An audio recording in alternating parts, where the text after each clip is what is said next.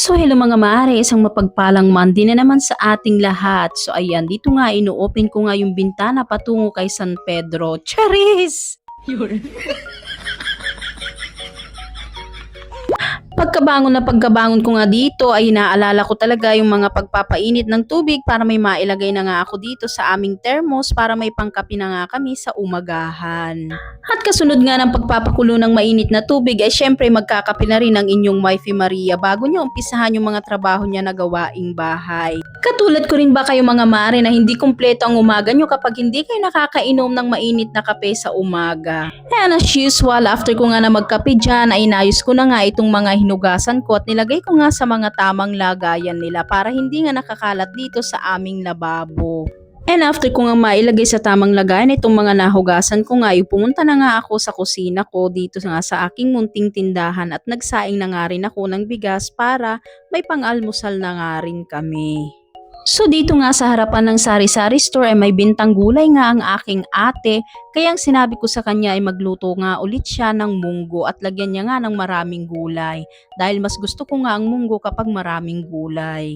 So fast forward na nga tayo mga ka-wifey, so ito na nga yung pinakahihintay kong delivery from grocery. Sobrang gamit na gamit ko nga itong apps ng grocery dahil kapag tinatamad nga ako na pumunta sa palengke talagang sila na mismo ang magdi-deliver door to door. Ngayong araw nga ng Lunes ay sunod-sunod dumating nga yung mga order ko at itong mga debote ay in-order ko nga doon sa market at i-deliver na nga rin nila dito sa bahay para less gastos na ako sa pamasahe at hindi pa ako pagod na namalengke. At salamat nga rin sa aking pamangkin at nautusan ko nga siya na bumili ng half sack of rice na pangkain na nga rin namin at pangbenta dito sa aking munting tindahan. So fast forward na nga tayo mga ka-wifey dahil sunod-sunod nga at nagsipag datingan ng aking order at mga delivery ay kailangan ko na nga na mag-ayos kaya inumpisahan ko nga muna dito sa may sabon at mga shampoo para mas madali ko nang ayusin yung ibang part.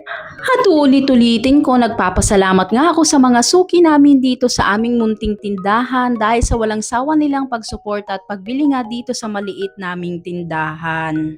Bili na kayo mga suki dito sa aming munting tindahan dito sa Kirimit Store. Simple lang ang aming store pero handa namin kayong pagsilbihan with a heart. At nagpapasalamat din ako sa may taas na talagang hindi niya kami pinapabayaan sa pang-araw-araw na gastusin namin. Nagpapasalamat kami Lord ng buong puso sa iyo dahil hindi ako nasisero sa buong maghapon at kahit papaano kinabukasan ay may pang-replenish na naman ako at may panggastos paunti-unti sa mga gastusin namin dito nga sa bahay. So paano mga ka-wifey sa mga hindi pa naka-follow sa akin, baka naman po pwedeng palambing, baka pwede naman pong papalo, like and share and comment na rin po. So hanggang dito na lamang po ulit ang aking video. Agiyaman na!